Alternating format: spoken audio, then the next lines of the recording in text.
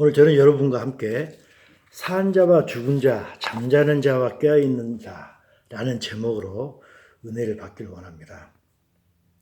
우리가 서울에 가면 양재천이 있습니다. 저는 서울에서 살았는데 양재천 가보신 분 계신가요?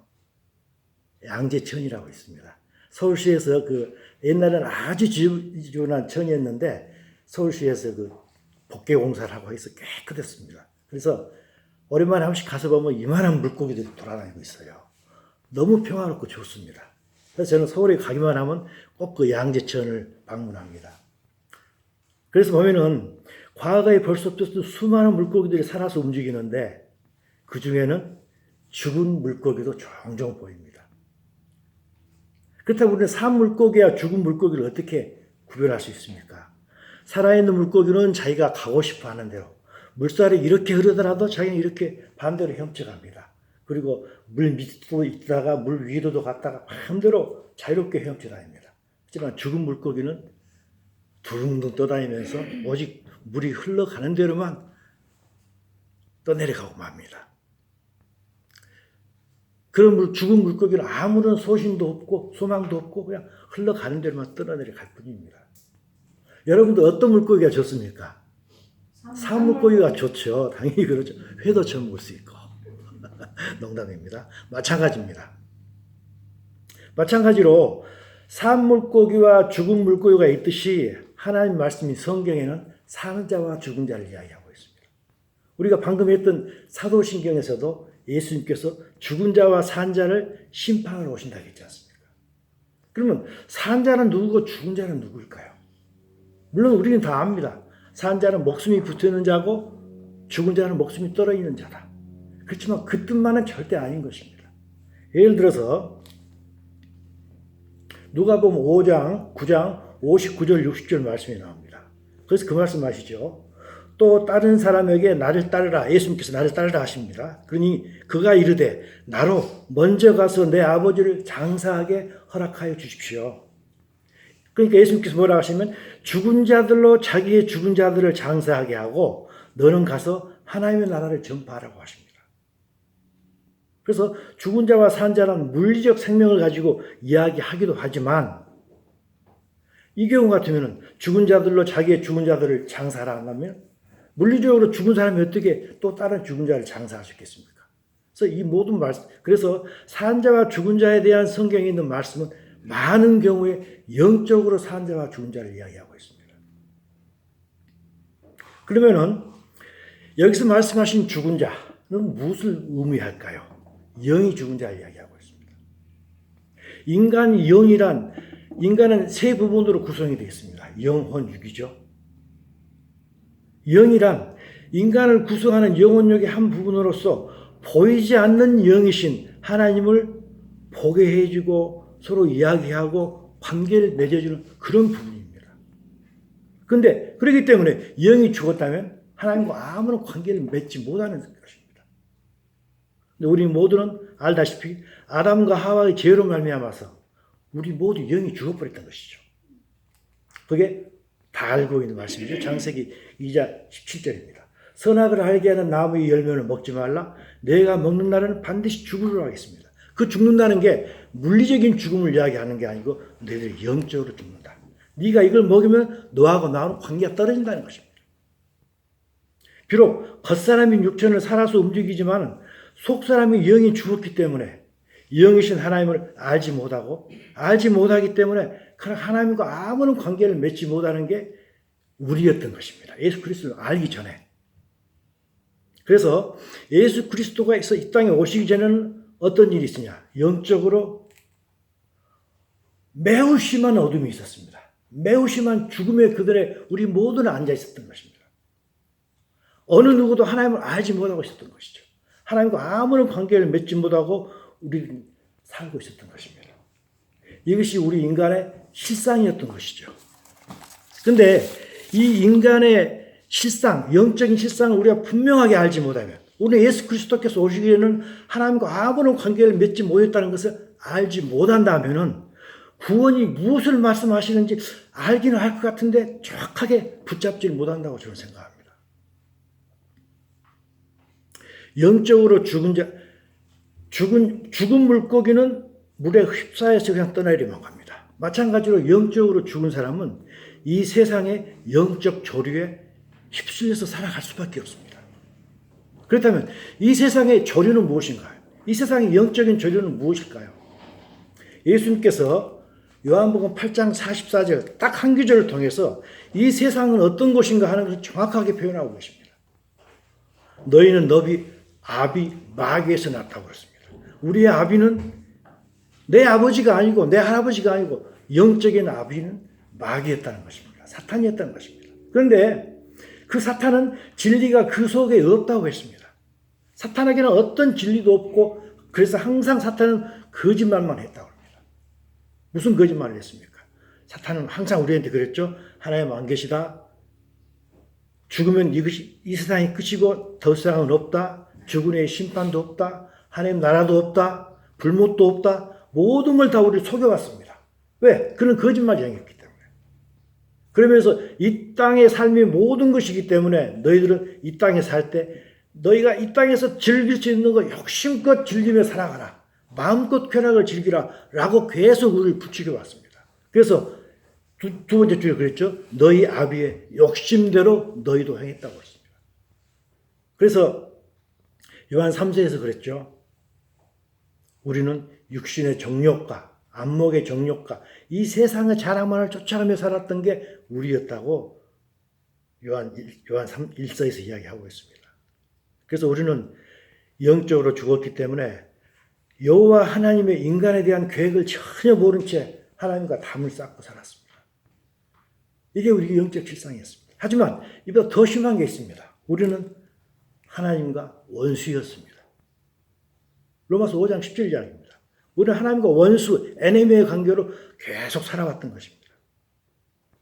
이렇게 하나님을 모르는 자들은 영적 진리인 하나님 나라가 있다는 것도 모르기 때문에 아무런 분명한 소망이 없이 이 세상을 그저 살아갑니다. 그냥 살아가고 있습니다. 자기의 정욕만을 채우면서 정말 얼마나 수치스러운 삶인지 하나님께서 보실 때 얼마나 불쌍한 삶인지 모르고 낄낄거리며 정말 당당하고 정말 자랑스럽게 살아가고 있습니다. 그게 얼마나 수치스러운 삶인지 모르는 거죠. 어떻습니까? 여러분들은 정말 영적으로 죽은 자가 돼서 그렇게 살아가고 싶습니까? 영적으로 산 자가 되고 싶습니까? 영적으로 살아야죠. 하나님께서 어떤 사람을 좋아할까요? 영적으로 산 자를 좋아할까요? 아니면 영적으로 죽어서 사탄에게 속은 채 이 세상에서 해서는 안 될 모든 짓을 하면서 거기에는 불못에 떨어지는 그런 좋아하는 죽은 자를 좋아하실까요? 당연히 하나님께서는 영적으로 산 자를 좋아하죠. 그래서 하나님과 우리와 하나님과 계속 교통하기를 좋아하실 것입니다. 그러면 어떻게 할 때 우리는 영적으로 다 사망 가운데 있었는데 어떻게 할 때 영적으로 다시 살아날 수 있을까요? 다 알고 있는 이야기죠. 저는 그 구절을 요한복음 5장 25절에서 뽑았습니다. 요한복음 5장 25절에서 예수님께서 말씀하십니다. 진실로 너무너무 소중한 사실이다 이거죠. 진실로 너희에게 이르노니 죽은 자들 영적으로 죽은 자를 이야기합니다. 영적으로 죽은 자들이 하나님의 아들의 음성을 들을 때가 오나니 곧 이때라. 듣는 자는 살아나리라. 영적으로 죽은 자들이 예수님의 음성을 들을 때는 영적으로 살아난다는 이야기입니다. 우리는 예수의 말씀을 들었습니다. 그래서 영적으로 이제는 산 자가 되었습니다. 그렇기 때문에 우리는 영적으로 산 자가 되었기 때문에 하나님이 계시는 게 보입니다. 이 말씀을 요한복음 3장 3절에서 이야기하죠. 예수께서 대답하여 이르시되 진실로 또 진실로 하겠습니다. 너무 소중하다는 것입니다. 내게 이르노니 사람이 거듭나지 아니하면 하나님 나라를 볼 수 없느니라. 이때 거듭난다는 것은 영이 거듭나는 걸 이야기합니다. 우리 죽었던 영, 우리 죽어버렸기 때문에 기능을 할 수 없던 영이 예수 그리스도를 믿음으로 살아남으로 말미암아 우리는 이제는 하나님 나라가 보이고 하나님이 보인다는 것입니다. 이것을 우리는 거듭남이라고 그러고 중생이라고 합니다. 좀 더 깊은 이야기라고 하면 이것은 영의 구원입니다. 영의 구원입니다. 구원의 시작입니다. 이제 구원이 시작되고 있는 것입니다. 구원의 완성이 절대 아닙니다. 그런데 많은 경우에 우리 영의 눈이 띄어서 하나님 나라를 보기 시작해가지고 교회 다니면 당신은 구원 받았습니다라고 이야기합니다. 영이 구원받은 것이지 아직 온전한 구원에 이르지 못한 것입니다. 그렇기 때문에 사도 바울이 빌립보서 2장 12절에서 뭐라고 했습니까? 항상 복종하여 두렵고 떨림으로 너희 구원을 이루라고 했습니다. 근데 우리는 잘못 생각하면 교회 다니니까 구원이 다 끝나버렸어 라고 생각합니다. 빌립보서 2장 12절 분명히 그랬죠. 내가 너에게 말하는 게 항상 복종하여, 누구께 복종입니까? 성령께 복종하여 두렵고 떨림으로 너희 구원을 이루라고 했습니다. 왜 두렵고 떨림으로 이루라고 했습니까? 하나님께서 자기 아들 독생자를 죽여서 너희에게 이런 걸 해주셨는데 너희들이 정말 두렵고 떨리는 마음으로 그 구원을 이루어 가야 되지 않겠냐라고 하는 것입니다. 영의 구원을 받은 것은 그 다음에 영적 구원을 이루어 가기 위한 첫 걸음, 첫 단계인 것입니다. 첫 단추인 것입니다. 또 베드로전서 2장 2절을 통해서 베드로 사도가 이야기하죠. 갓난아이들 같이 순전하고 신령한 것을 사모하라. 이는 그로 말미암아 너희로 구원에 이르도록 자라게 하기 위함이다. 아까 빌립보에서는 구원을 이루라고 했습니다. 이제는 구원에 이르도록 자라게 하려고 했던 것입니다. 이렇게 시작된 구원, 막 시작된 영의 구원을 점점 확장시켜 가서 구원을 이루어가는 자, 자라나는 자가 그 자가 오늘 설교 말씀에 있는 깨어있는 자인 것입니다. 하지만 영적으로 산 자라 할지라도 혼이 잠자는 자가 있습니다. 혼이 잠일 자 가지고 세상에 취한 자가 있고 또 깨어있는 자가 있게 되는 것입니다. 영이 살아나서 하나님의 나라를 비록 본다 할지라도 아직 혼이 잠들어 있으면 그 사람은 그 나라에 하나님 나라 보기는 보되 들어갈 수 없는 것입니다. 자격 미달입니다. 이것을 요한복음 3장 5절에서 분명하게 예수님께서 말씀하고 계십니다. 예수께서 대답하시되 또 진실로입니다. 우리들에게 너무 소중한 이야기입니다. 내게 이르노니 사람이 물과 성령으로 나지 아니하면 하나님 나라에 들어갈 수 없느니라 라고 했습니다. 요한복음 3장 3절에서는 너희들이 거듭나지 아니하면 하나님 나라를 볼 수 없다고 했습니다. 눈에 보이지 않는다는 것입니다. 그래서 예수 그리스도를 믿지 않는 사람들은 하나님이 안 보이기 때문에 하나님이 없다고 하는 것입니다. 우리는 거듭났기 때문에 하나님 나라가 보입니다. 하지만 들어가는 것과 보이는 것은 별개의 문제 아니겠습니까? 3장 3절에서 그 말씀하시고 바로 3장 5절에서 비슷한 것 같지만 완전히 다른 이야기합니다. 물과 성령으로 나지 아니하면 하나님 나라에 들어갈 수 없다고 했습니다. 하나님 나라에 우리는 모든 다 들어가기를 원합니다. 영이 살아서 하나님 나라를 본 후에는 이제 혼이 깨어나야지 하나님 나라에 들어갈 수 있는 것입니다. 그래서 에베소 5장 4절에서 사도 바울이 에베소에 편지를 썼죠. 에베소 교회는 사도 바울이 가장 마지막으로 세운 교회입니다. 그리고 지금까지 세웠던 모든 교회 중에서 가장 오랫동안 그 교회에 머물렀던 곳입니다. 그래서 에베소 교회는 어찌 보면 가장 깨어난 사람이 많다고도 볼 수 있습니다. 그런데 그 교회 편지하면서 뭐라 하겠습니까? 그러므로 이르시기를 잠자는 자여 깨어나라 했습니다. 에베소 교회는 좋은 교회지만 너희들 정말 자고 있지 않느냐 그 이야기죠. 너희들 잠자는 사람이 너무 많다. 빨리 깨어나서 죽은 자들 가운데서 일어나라. 그러면 그리스도께서 너희를 비추시라고 했습니다. 비록 영이 살아나서 죽었던 영이 아담으로 인해서 죽었던 영이 살아나서 하나님 나라를 본다 할지라도 혼이 잠들어 있는 자는 못 들어가는 것입니다. 그러면서 에베소 5장 14절에서 잠자는 자에 깨라 하고 나서 바로 뒤에 있는 5장 16절, 17절에서 유명한 이야기를 하죠. 세월을 아끼라. 때가 악하다고 했습니다. 왜 때가 악합니까? 사탄이 사로잡기 때문에 때가 악한 거죠. 그러면서 그러므로 이제는 어리석은 자가 되지 말고 주의 뜻이 무엇인지 제발 주의 뜻이 무엇인지 이해하라고 합니다. 자지 말고 깨어서 제발 주의 뜻이 무엇인지 이해하라. 이건 너무 이 사도 바울이 절절한 이야기입니다. 그냥 뭐 주의 뜻이 무엇인지 매너리즘에 빠져서 교회만 다니라 그게 아니고 하나님께서 너희들 자기 독생자를 죽여서 살려놨으니까 이제는 그 뜻이 무엇인가 제발 이해해라. 잠자지 마라. 깨어있으라고 한 것입니다. 그러면서 주의 뜻이 무엇인가. 깨어나서 잠자는 자와 같이 악하디 악한 이 세상의 조류를 따르는 그런 어리석은 자가 되지 말라고 한 것입니다. 바보 같은 자가 되지 말라는 것입니다. 주의 뜻이 무엇일까요? 바로 5장 16절 17절 마지막에 주의 뜻이 무엇인가 알라 하면서 바로 5장 18절에 주의 뜻이 무엇인가 나와 있습니다. 주의 뜻이 무엇인가요? 술 취하지 말라. 이는 방탕한 것이니 오직 성령으로 충만함을 받으라고 했습니다.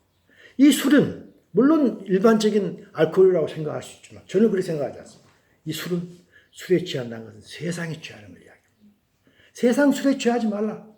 얼마나 달콤합니까? 그것에 취하지 말라. 이는 방탕한 것이라 했습니다. 오직 성령으로 충만함을 받으라고 했습니다. 이것이 우리를 향한 하나님의 뜻입니다. 그런데 제가 이 규절하고 에베소서 5장 18절하고 다음에 우리가 읽었던 것이죠. 요한복음 3장 5절을 제가 연결을 시켰습니다. 아까 읽었던 겁니다. 예수께서 대답하실 때 진실로 진실로 내게 이르노니 사람의 물과 성령으로 나지 아니하면 하나님 나라에 들어갈 수 없다고 분명히 말씀했습니다. 이때 물은 뭔가요? 물은 침례에 의해서 자아를 죽이는 거 이야기입니다. 침례에 의해서 과거의 나의 자아, 세상에 취해 살던 나의 자아를 죽이고 성령으로 이제는 물속에서 빠져나가지고 하나님께서 우리에게 주신 성령으로 충만해서 너희들이 성화가 되어서 너희의 혼이 성화가 되어서 하나님의 모양과 형상을 회복하라 이야기입니다. 그럴 때 하나님 나라에 들어갈 수 있다는 것입니다. 방금 전에 읽었던 술 취하지 말라 성령으로 충만하라. 똑같은 이야기입니다. 술 취하지 않는 방법이 뭔가요? 이건 혼에 대한 이야기입니다. 우리의 과거의 자아를 물침례를 받음으로써 나는 죽이겠습니다 하고 선포하는 거 아닙니까? 침례라는 게. 선포하고 이제 선포한 다음에는 선포한 그대로 살기 위해서 성령으로 충만함을 받으라는 것입니다. 이게 주의 뜻입니다. 이런 사람이 살아있는 사람입니다. 우리는 이 진리를 알아야 됩니다. 하나님의 뜻이 무엇인가 그 진리를 알아야 됩니다. 그런데 진리를 가르치지 않는 무리들이 많다고 사도 바울이 이야기하고 있습니다. 아까 우리가 읽었던 것입니다. 귀를 간지럽히는 자들이 너무 많다는 것입니다. 영의 거듭남은 분명히 구원의 시작임에도 불구하고 이것을 마치 구원이 완성이 됐듯이 교회 출석만을 강조하는 무리들이 사실 너무 많습니다. 그래서 기독교가 됐고 그래서 목사가 된 거 아니겠습니까? 그래서 많은 사람들이 실망해가지고 교회를 안 다니지 않습니까? 그게 현실이지 않습니까? 디모데 후서를 통해서 사도 바울이 이야기합니다. 때가 이르리니 곧 어떤 때가 올 것이다. 사람이 바른 교훈을 받지 않고 바른 교훈 듣기 싫어한다 이겁니다. 귀가 가려워서 자기의 사욕을 따를 스승을 많이 두고 그렇게 이야기했습니다. 어떤 목회자는 인간의 사욕을 부추기는 설교를 너무 많이 합니다. 좀 있으면 이야기하겠습니다. 또 어떤 교인들은 목회자는 그렇고 어떤 교인은 쉬운 복음만 들으려고 그럽니다. 조금 인간으로서 좀 어려워 듣기 거북한 설교는 절대 듣지 않으려고 합니다. 그리고 인간적인 복음만 듣기를 원하고 물탄 복음, 물에 물탄 복음을 듣기를 원하고 변개된 복음을 듣기를 너무 좋아합니다. 싼 값에 복음을 팔아 넘기는 그런 교회가 있습니다. 그런 교회에 가서 여기가 내 마음에 들어. 내 마음이 너무 편해. 라고 합니다. 우리는 교회를 다닐 때 하나님의 마음에 드는 교회를 다녀야 되는데 교회를 안 다닐 수는 없으니까 교회를 다니는데 클래식 음악 대신에 팝송으로 우리 대중의 감정을 울리는 그런 교회, 그런 인간의 사역을 맞도록 해주는 그런 교회를 선호하는 그런 트렌드에 살고 있습니다. 사실 아닌가요? 설교의 본문은 하나님의 말씀을 택했지만 설교 내용은 실제로 보면 자기 복음을 설교하는 걸 너무 많이 봅니다. 제가 얼마 전에 우리 록다운 됐지 않습니까? 우리 교회 못 올 때 다른 교회 설교를 많이 들었습니다. 정말 제대로 하는 것 같은데 나중에 끝에 가면은 다 이 땅에서 축복만 이야기합니다. 하는 것 같습니다. 근데 나중에 가면 이 땅의 축복만 이야기합니다. 그래서 디모데전서 6장 5절에서 사도 바울이 분명히 이야기합니다. 결국 우리는 마음이 부패져 버렸다는 것입니다. 그 진리를 잃어버려서 경건을 이익의 방도로 생각한다고 했습니다. 경건을 이익의 방도로 생각한다는 말은 경건, 교회 다니는 걸 이야기합니다. 교회 출석하는 것은 이익의 방도. 교회에 출석하면 영어로 써놨습니다. Financial gain. 교회 다니면 부자 돼. 라고 설교를 얼마나 많이 합니까? 교회 다니면 부자 된다고. 결국 그 설교는 진리를 설교가 아닙니다. 결국 그래서 진리를 잃어버리는 것입니다. 또 사도 바울이 디모데 후서에서 3장 6절 7절에서 이야기합니다. 그들 중에 남의 집에 가만히 들어가서 남의 집에 가만히 있는 사람에 살짝 들어가가지고 어리석은 여자를 유인한다고 했습니다. 어리석은 자를 유인합니다. 남의 말 그냥 잘 듣는 사람 어리석은 자를 유인해가지고 있으니 그 여자는 죄를 중히 지고 여러 가지 욕심에 끌린 바 되어서 항상 배우지만 끝내 진리의 지식에 이를 수 없느니라고 했습니다. 그런 잘못된 진리를 가리키는 교회에 가게 되면은 항상 배우기는 배웁니다. 항상 배우기는 배우고 항상 설교를 듣습니다. 하지만 진리를 절대는 진리의 지식에 이룰 수 없다고 되어 있습니다. 왜? 부패된 설교를 하니까. 근데 많은 사람들이 어리석은 여자를 유인한다 해서 많은 사람들이 어리석어가지고 그걸 따라가는 것입니다. 진리를 가르치는 대신에 열심히 교회 다녀. 그동안 기도만 열심히 해. 그러면 부자 되고 모든 문제가 해결된다고 할렐루야 아멘 하지 않습니까? 또 그들이 내거는 슬로건이 있습니다. 아주 유명한 구절이죠. 요한 3서 1장 2절. 사랑하는 자여 내 영혼이 잘된 같이 내가 범사에 잘되고 강건하기를 내가 간구하노라 라고 사도 요한이 요한 3서에 썼는데 이것을 변화시킵니다. 변화시켜. 너희들이 교회만 와. 교회 주소만 해. 내가 하나님대로 목사님이 하나님대로만 해. 그러면 영혼이 잘 되고 천국 간다는 것입니다. 영혼이 잘 되고 범사가 잘 되고 또 몸까지 건강하게 될 거야. 그런 복음을 계속 전하는 교회가 있었습니다. 또 다른 슬로건이 있습니다. 빌립보 4장 13절이죠. 내게 능력 주시는 자에서 교회 다니면 내게 능력 주시는 자 하나님이죠. 하나님 말씀 내가 모든 것을 할 수 있어. 세상 살면서 어떤 일도 교회만 출석해 나는 다 해결할 수 있어. 그런 교회가 얼마나 많은지 모릅니다.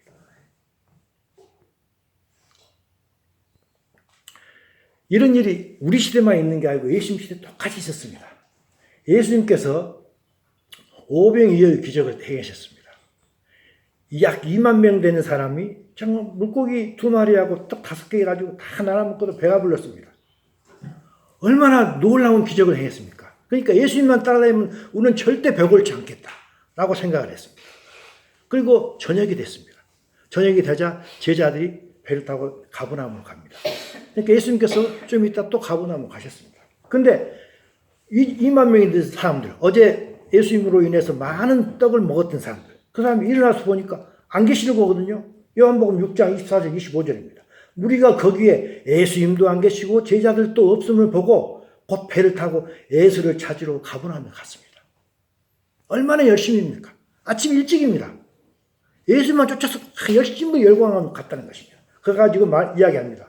바다 건너편에서 만나 라피어 예수님 언제 여기 오셨습니까? 보십시오. 우리는 예수님을 쫓아서 이렇게 열심히 다니지 않습니까? 우리는 교회를 쫓아서 열심히 다니지 않습니까? 열광하며 다닌다는 것입니다. 예수님께서 뭐라고 하셨습니까? 예수님께서 다 아시죠? 예수께서 대답하되 내가 진실로 진실로입니다. 진실로 진실로 제발 이러지 말라는 이야기죠. 진실로 진실로 너희에게 이르노니 너희가 나를 찾는 것은 표적을 본 까닭이 아니요 떡을 먹고 배부르기 때문에 너 나를 찾아왔지 않느냐. 너희들이 교회 다니는 이유가 뭐냐 이거죠. 이 세상에서 부자 되기 위해서 교회 다니지 않느냐라고 예수님께서 우리에게 똑같이 말씀하고 계십니다. 이것은 진리를 잃어버린 것이죠. 열심히 모여서 기도를 많이 하라고 합니다. 기도가 무엇인가요? 원래 기도는 하나님의 뜻을 알기 위해서 기도하는 게 아니겠습니까? 물론 우리는 연약합니다. 그러니까 하나님께 우리가 구하는 걸 열심히 구해야 됩니다. 큰 소리를 구해야 됩니다. 하지만 우리가 다 알고 있는 기도 구절이 있잖아. 마태복음 6장 33절. 너무 유명한 구절이에요.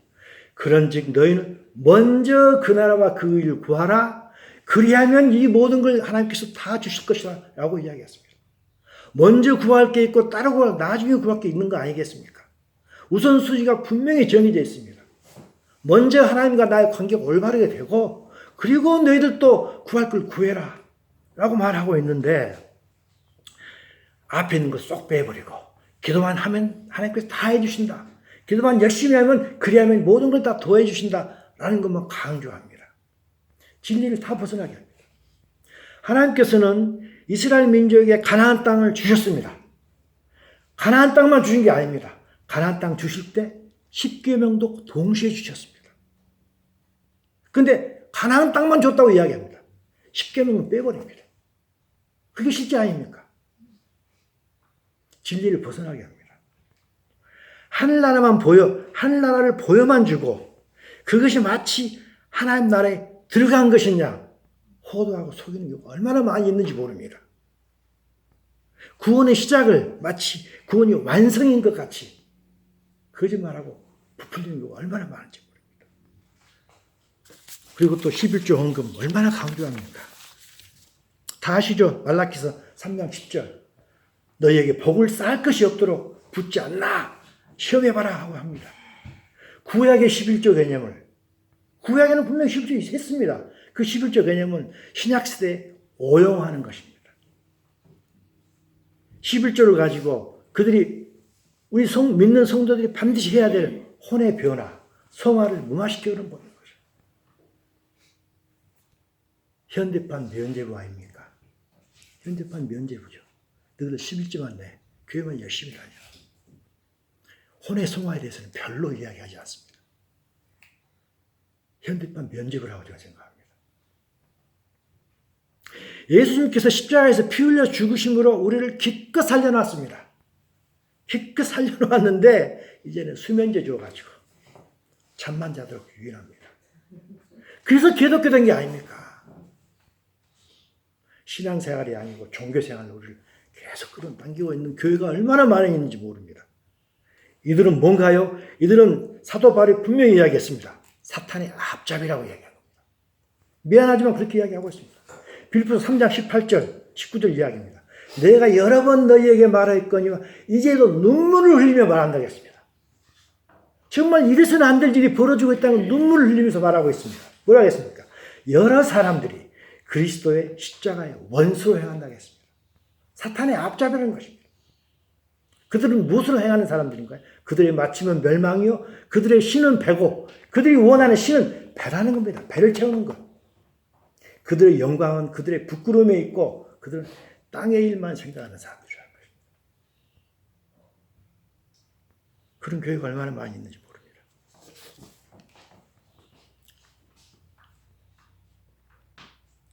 그래서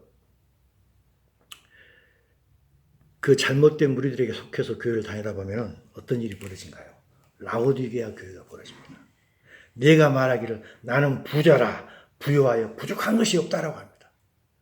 나는 교회 열심히, 물론 교회 열심히 출석해야죠. 그게 나쁜 건 절대 아니죠.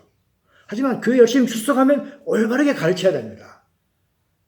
근데 잘못 가르쳐가지고 진리에서 벗어나게 해가지고 하지만 사람들이 모르기 때문에 나는 부자라, 나는 부유하다, 나는 11조 내고 목사님 하는 대로 했기 때문에 나는 가르칠 게 없다, 나는 이미 구원을 받은 존재다, 부족함이 없다라고 하지만 네가 얼마나 곤고한 것인가, 네가 얼마나 가련한 것인지, 네가 얼마나 가난하고 얼마나 눈이 멀고 벌거벗은지 아닌지, 네가 얼마나 하나님의 진리에서 벗어나 있는지 너는 전혀 모르고 있도다라고 이야기하는 것입니다.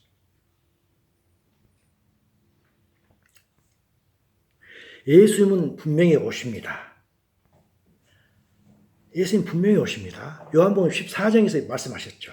내가 하나님 아버지 나라에 가서 처소를 예비해 놓고 너희들 다시 데리러 오겠다 하고 요한복음 14장에서 이야기합니다.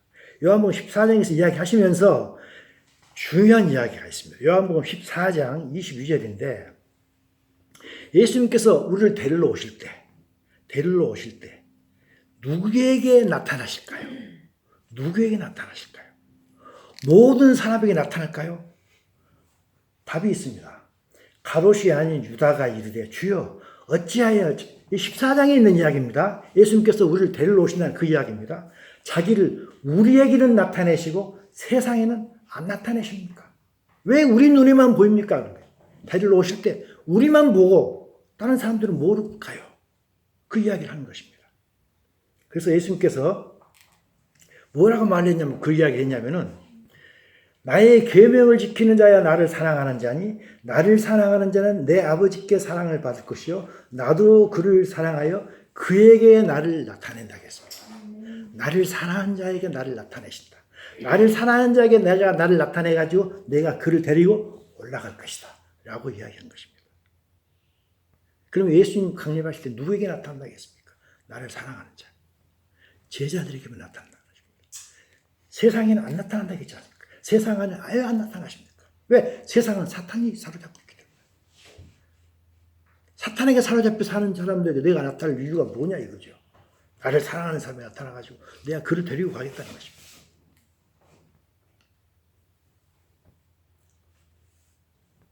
예수님 강림하실 때 혼이 깨어있는 사람에게만 나타나십니다. 혼이 깨어있는 사람에게 나타나십니다. 혼이 깨어있는 사람의 눈에만 예수님이 비춰지는 것입니다. 마태복음에서 예수님께서 마태복음 25장에서 분명히 말씀하셨죠. 마태복음 25장은 세상 끝날이 어떤 때인가를 이야기하고 있는 것입니다. 그때 말씀하셨죠. 그 후에 남은 처녀들이 와서 이르되 주여 주여 우리에게 열어주셔서 문을 열어달라는 것입니다. 천국 문을 열어달라는 것입니다. 대답하여 이르되 진실로 너희에게 이르노니 내가 너희를 알지 못하였노라. 그런지 깨어있으라. 너희는 그날과 그때를 알지 못한다. 깨어있으라는 것입니다. 깨어있는 사람에게만 내가 너희 눈에 보여서 내가 너를 데리고 가겠다는 것입니다. 조금 반복된 것 같지만 깨어있는 사람은 누구인가요? 깨어있는 사람은 세상에 취하지 않는 사람이라고 했습니다. 술 취하지 말라고 했지 않습니까? 세상에 취하지 않는 자이고 또 다르게 표현한다면 세상으로부터 자유로운 자가 깨어있는 자예요. 제가 많이 인용하는 구절입니다. 요한복음 8장 31절 32절이죠. 예수님께서 자기를 믿은 유대인들에게 이르시되 너희가 내 말에 거하면 참으로 내 제자가 되고 내 말에 거하면 내 제자가 되고 너희가 진리를 알지니 진리가 너희를 자유롭게 한다고 했습니다. 이때 자유롭게 한다는 것은 어디로부터 자유로워지는가 하는 것은 이 구절 위를 쭉 뒤를 읽어보면 알 수가 있습니다. 그것은 사탄으로부터 자유로워지고 세상으로부터 자유로워지고 죄로부터 자유로운 그 이야기입니다.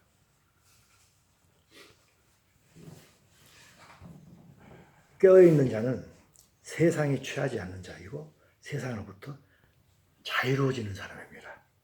근데 이때 예수님께서 하신 말 중에서 어떻게 하면 자유로워진다 하겠습니까? 너희가 내 말에 거할 때라고 그랬습니다. 너희가 내 말에 거할 때 말을 계속 보고 듣고 읽고 묵상하고 그럴 때 비로소 세상으로부터 자유로워진다고 했습니다. 제 이야기가 아니고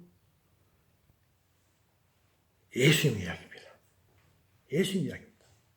말에 거할 때 비로소 진리를 알고 진리는 이 세상을 찾아볼 수가 없습니다.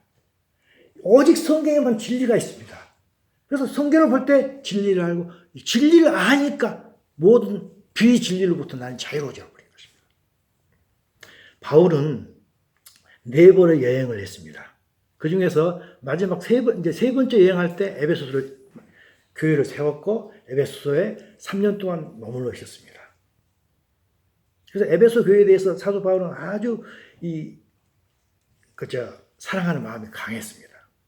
그래서 사도행전 20장 29절 30절 보면 이런 이야기가 나옵니다. 내가 떠난 후에 우리가 읽었던 겁니다. 사나운 이리가 여러분에게 들어와서 그 양떼를 아끼지 아니하며 사탄이 들어온다 이거죠. 사탄이 들어와가지고 양떼를 하나님으로부터 멀리 데려가 버린다 이겁니다. 또는 진리로부터 벗어나게 한다는. 또한 여러분 중에서도 장로들에게 하는 이야기입니다. 에베소 교회 장로들 중에서도 제자를 끌어 자기를 따르게 하려고, 하나님을 따르게 하는 게 아니라 인간 자기를 따르게 하려고 어그러진 말을 하는 사람들이 일어날 줄 내가 안다고 했습니다. 미서 사도 바울이 경고를 했던 것입니다. 교회를 크게 하려고, 자기만을 따르게 하려고 어그러진 말, 진리를 떠난 말을 한다는 것입니다. 그러면서 똑같은 행전 20장입니다. 바로 한 절 건너뛰어 32절에서 이렇게 이야기합니다. 지금 내가 여러분을 주와 그 은혜의 말씀, 로고스로 되어 있습니다. 로고스의 은혜의 말씀에 부탁하오니 그 말씀이 여러분을 능히 든든히 세우기를 원한다고 했습니다. 그 말씀이 있을 때만 너희들이 서 있지, 그렇지 않으면 너희들은 잠잔다는 것입니다.